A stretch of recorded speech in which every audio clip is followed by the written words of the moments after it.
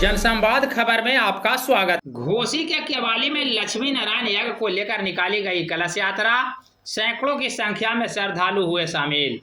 दरअसल घोसी नगर पंचायत के केवाली गांव में लक्ष्मी नारायण महायज्ञ को लेकर कलश यात्रा निकाली गई, जिसमें सैकड़ों की संख्या में श्रद्धालु शामिल हुए। इस मौके पर लाल पीले वस्त्रों में श्रद्धालु माथे पर कलश लेकर पैदल मार्च करते हुए सरमा के फल्गु नदी घाट पहुंचे, जहां वैदिक मंत्रोच्चारण के साथ जल भरने का कार्य संपन्न हुआ।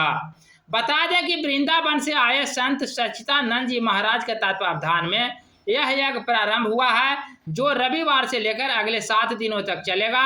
यज्ञ को लेकर आसपास के गांवों में उत्सव सा माहौल है और हजारों की संख्या में लोगों के पहुंचने की संभावना है।